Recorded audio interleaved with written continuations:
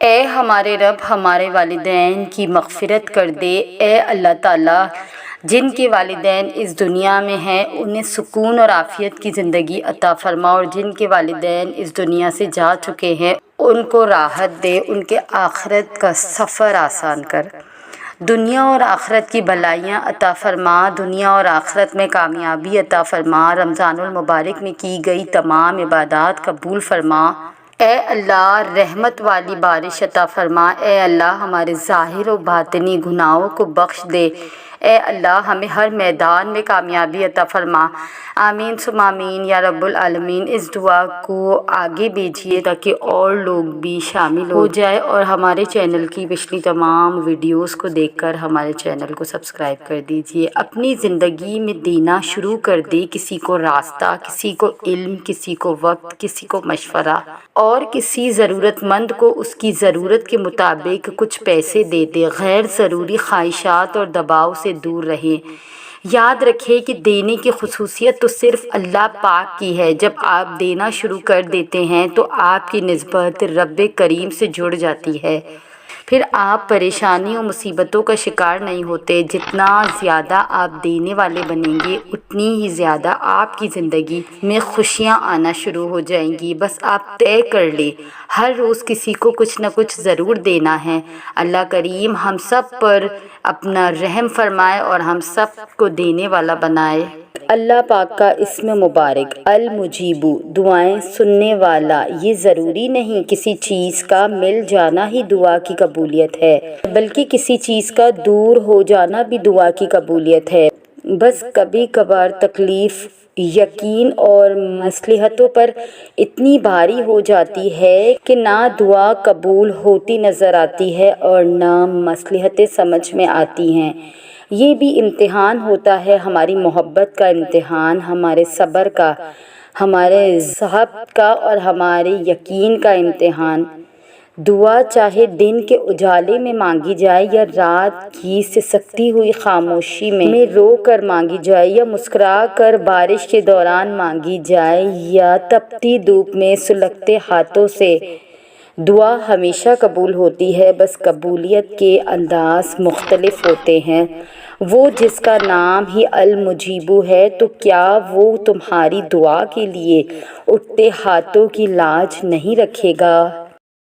آپ کی بری وقت میں جب بظاہر اچھے نظر آنے والے انسانوں کا آپ کے ساتھ رویہ برا ہو جائے تو دکھی نہ ہوا کرے، بلکہ اللہ کا شکر ادا کیا کرے کہ اللہ نے آپ کے سامنے ان لوگوں کی حقیقت کھول دی۔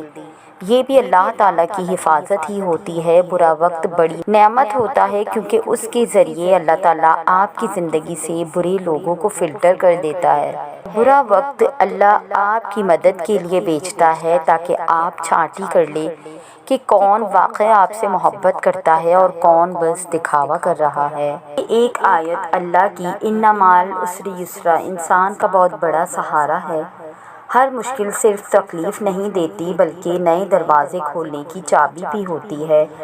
زندگی کی کوئی بھی پریشانی اگر ہمیں اللہ اور اس کی کتاب کی طرف واپس لے آئے تو سمجھ لیں کہ یہ محض آزمائش نہیں بلکہ ایک نیا راستہ ہے جو مزید آسانیوں کی طرف لے جانے والا ہے۔ جس شدت سے ہم کسی مشکل میں اللہ کو پکارتے ہیں اسی شدت سے اللہ ہمیں اپنی قربت عطا کرتا ہے، اور جب یہ تعلق مضبوط ہوتا ہے تو زندگی میں نئے راستے خود بخود کھلنے لگتے ہیں۔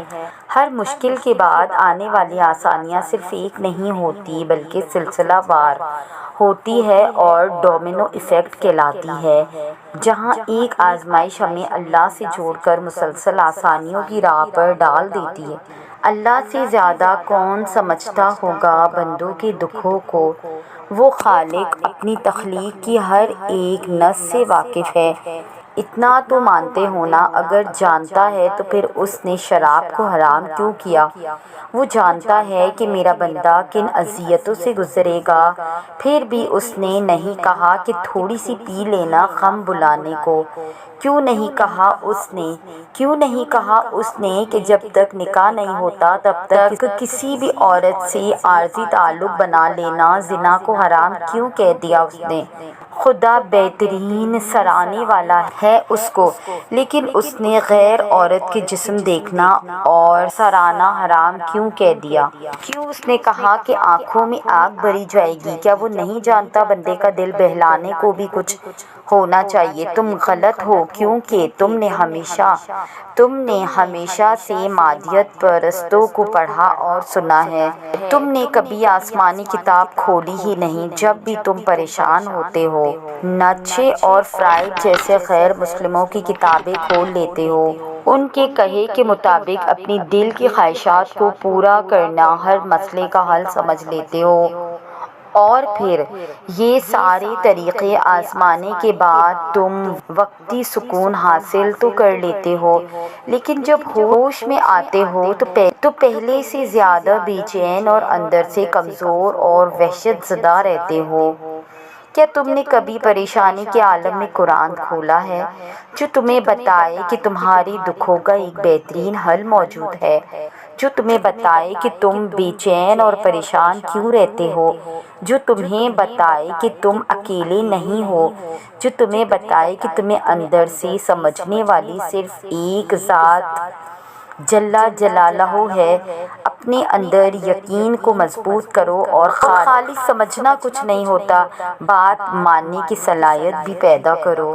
اے اللہ، بے شک میں تجھ سے تیرے علم کے ساتھ بھلائی طلب کرتا ہوں اور تجھ سے تیری قدرت کے ساتھ طاقت طلب کرتا ہوں، اور میں تجھ سے تیرے فضل عظیم کا ثواب کرتا ہوں، کیونکہ تو قدرت رکھتا ہے اور میں قدرت نہیں رکھتا، تو جانتا ہے اور میں نہیں جانتا، اور تو غیبوں کو خوب جانتا ہے۔ اے اللہ، اگر تو جانتا ہے کہ بے شک یہ کام میرے لیے، میرے دین، میرے معاش اور میرے انجام کار کے لحاظ سے بہتر ہے تو اس کا میرے حق میں فیصلہ کر دے اور اسے میرے لیے آسان کر دے، پھر میرے لیے اس میں برکت ڈال دے، اور اگر تو جانتا ہے کہ بے شک یہ کام میرے لیے، میرے دین، میرے معاش اور میرے انجام کار کے لحاظ سے برا ہے تو اسے مجھ سے دور کر دے اور مجھے اس سے دور کر دے، اور میرے لیے بھلائی کا فیصلہ کر دے جہاں بھی وہ ہو، پھر مجھے اس پر راضی کر دے۔ مولانا رومی رحمۃ اللہ علیہ ایک دن خرید و فروخت کے لیے بازار تشریف لے گئے۔ ایک دکان میں جا کر وہاں رک گئے، دیکھا کہ ایک عورت کچھ سودا سلف خرید رہی ہے۔ سودا خریدنے کے بعد اس عورت نے جب رقم ادا کرنا چاہی تو وہ دکاندار نے کہا کہ عشق میں پیسے کہاں ہوتے ہیں، چھوڑو پیسے اور جاؤ۔ اصل میں یہ دونوں عاشق اور معشوق تھے۔ مولانا رومی یہ سن کر غش کھا کر گر پڑے۔ دکاندار سخت گھبرا گیا۔ اس دوران وہ عورت بھی وہاں سے چلی گئی۔ خاصی دیر بعد جب مولانا رومی کو ہوش آیا تو دکاندار نے پوچھا، مولانا آپ کیوں بے ہوش ہوئے؟ تو مولانا نے جواب دیا، میں اس بات پر بے ہوش ہوا کہ تم میں اور اس عورت میں عشق اتنا قوی اور مضبوط ہے کہ دونوں میں کوئی حساب کتاب نہیں، جبکہ اللہ کے ساتھ میرا عشق اتنا کمزور ہے کہ میں تسبیح گن کر پڑھتا ہوں۔ ایک بزرگ اپنے بیٹے سے، بیٹا کیا تم جانتے ہو جنت مفت میں ملتی ہے اور جہنم خریدی جاتی ہے؟ بیٹا، اچھا وہ کیسے ابا جان؟ باپ، دوزخ پیسوں سے خریدی جاتی ہے۔ جو جوا کھیلتا ہے وہ مال خرچ کرتا ہے، شراب بھی پیسوں کی خریدی جاتی ہے، سگریٹ بھی پیسوں سے ہی ملتی ہے، اور گانے والی سی ڈی خریدنے کے لیے بھی مال خرچ کرنا پڑتا ہے، اور اس کے برعکس جنت مفت میں ملتی ہے۔ میرے بچے، جو نماز پڑھتا ہے مفت پڑھتا ہے اور روزہ بھی مفت میں رکھا جاتا ہے، اسی طرح استغفار کرنے اور نگاہیں نیچی رکھنے اور اللہ سے ڈرنے، اچھا اخلاق اختیار کرنے پر کوئی خرچ نہیں آتا۔ اللہ پاک ہمیں سنت نبوی صلی اللہ علیہ وآلہ وسلم کے مطابق زندگی گزارنے کی توفیق عطا فرمائے، آمین ثم آمین۔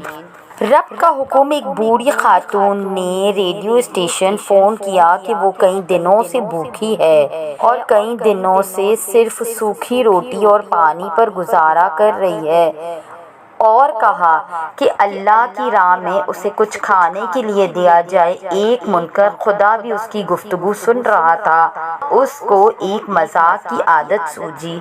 اس نے کھانے پینے کی اشیاء خریدی اور اس بوڑھی عورت کا ایڈریس معلوم کرنے کے بعد اپنے نوکر سے بولا کہ جا کر اس بوڑھی کو دے آؤ۔